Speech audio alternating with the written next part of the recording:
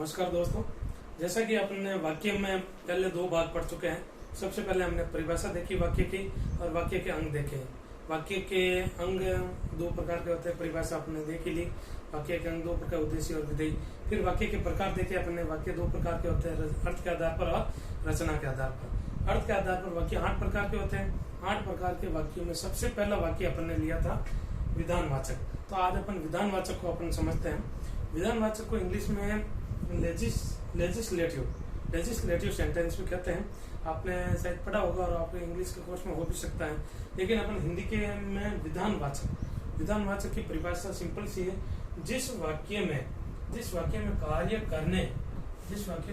करने या होने का भाव हो, जिस वाक्य में कार्य करने या होने का भाव हो, कोई कार्य अपन करते हैं या कार्य होता है, उसके भाव होता है या भाव हो, तो उसे अपन विधानवाचक या विधानार्थक भी कह सकते हैं।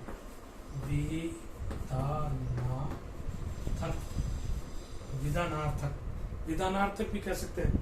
तो कोई कार्य हो रहा है या होने का भाव हो, तो उसे अपन विधानात्मक वाक्य कहते हैं। जैसे उदाहरण, हार्दिक सोता है, सो रहा है भाई, सो रहा है, सोने का भी तो ये कार्य हो ही रहा है। ऐसे थोड़ी भाई वो नहीं हो रहा है। तो हार्दिक सो रहा है या सोता है, तो सोना ये कार्य हो रहा है, काम चल रहा है, काम होने का भाव प्रदर्शित हो रहा है। तो ये किसका उदाहरण हो गया? विधानात्मक वाक्य का। हार्दिक सोता है, रचिता पढ़ती है। लो भाई, रचिता मेहनती लड़की, अच्छी लड़की है, ये पढ़ रही है। ये पढ़ने का भाव हो रहा है। कार्य कौन सा चल रहा है? कार्य चल रहा है पढ़ने का कार्य चल रहा है। रचिता पढ़ती है, रचिता पढ़ रही है। तीसरा, गाय दूध देती है, गाय दूध दे रही है, तो दूध देने का कार्य भी तो चल रहा है, तो ये भी कार्य हो रहा है। तो ये तीनों ये वाक्य के उदाहरण अपन किस में लेंगे? विधानात्मक। जैसे मैंने आपको पिछले वीडियो में बताया था कि उदाहरण दिया था माता सीता का। सीता ने हिरण को देखा, तो कौन सा कार्य हो रहा है? हिरण को देखने का कार्य हो रहा है। आंखों के द्वारा हिरण को देखने का कार्य हो रहा है, तो ये कार्य हो रहा है। तो ये किस में आएगा?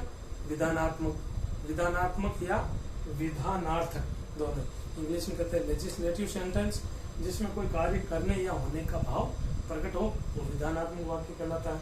अब बिल्कुल सिंपल सा है, कोई भी कार्य, अब इसको अपन सरल तरीके से और समझना चाहिए तो आप ये देख सकते हैं कि जितने भी सकारात्मक सेंटेंस, जितने भी पॉजिटिव वाक्य, सकारात्मक या पॉजिटिव, सकारात्मक या पॉजिटिव जितने भी सेंटेंस है, वो सारे इसमें आ जाएंगे। जैसे कार्य कोई हो रहा है, कर रहा है, होने का भाव प्रकट हो, तो वो इसमें हो गए। अब जस्ट इसका अपोजिट, जस्ट इसका उल्टा लेंगे अपन, विधानात्मक। इसका उल्टा क्या होगा? निषेधात्मक या निषेध वाक्य, निषेधवाचक। इंग्लिश में कहते हैं नेगेटिव सेंटेंस। जिस वाक्य में किसी कार्य या बात के होने का निषेध हो। निषेध का मतलब क्या होता है? आप सभी जानते हैं। निषेध का मतलब मना। आपने देखा होगा, आपने रोडवेज बसों में, अभी तो लॉकडाउन चल रहा है, अब तो कम होगा, बाकी आपने कभी रोडवेज बसों में या ट्रेनों में यात्रा की होगी, वहाँ बड़े बड़े अक्षरों में लिखा होता है, यहाँ धूम्रपान करना निषेध है। निषेध का मतलब क्या होता है? मना करना। बिल्कुल सही, आपने सही आइडिया लगाए। निषेध का मतलब होता है मना करना। तो किसी कार्य करने या किसी बात के होने का निषेध होता है। कोई कार्य या किसी बात का मना होता है, कार्य करने का मना होता है, तब ये कौन सा कहलाता है? सही है, निषेधात्मक, नेगेटिव या नकारात्मक। इसे अपन नकारात्मक भी कह सकते हैं, नकारात्मक वाक्य भी कह सकते हैं। जैसे उदाहरण, मानसी नहीं पढ़ती है, भाई मानसी की इच्छा हो गई, नहीं पढ़ूंगी, तो ये मना या निषेध हो रहा है। पढ़ने का क्या हो रहा है? मना हो रहा है।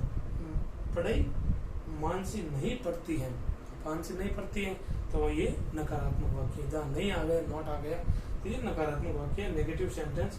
तनुजा खाना नहीं खाती है, तनुजा ने कहा नहीं, मुझे तो अब खाना खाने की इच्छा है ही नहीं, तो वो नहीं खाती है, तो ये नेगेटिव सेंटेंस हो गया।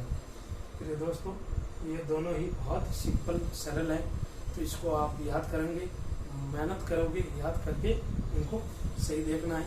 और किसी भी तरह से कोई भी समझ नहीं आए आप मुझे पूछ लेना।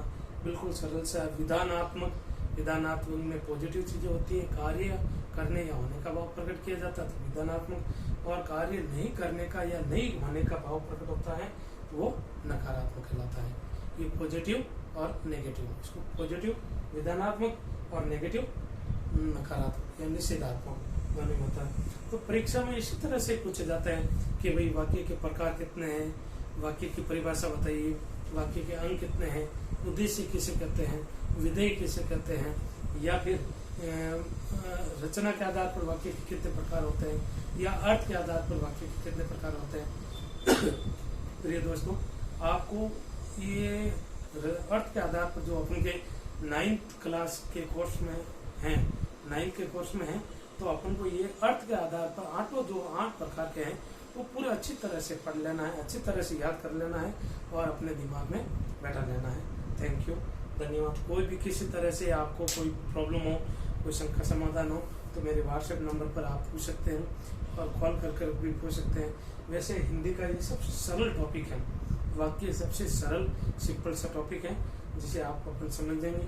अगले जो नेक्स्ट इसके प्रकार है वो नेक्स्ट वीडियो में आपको बताया जाएगा। थैंक यू, धन्यवाद।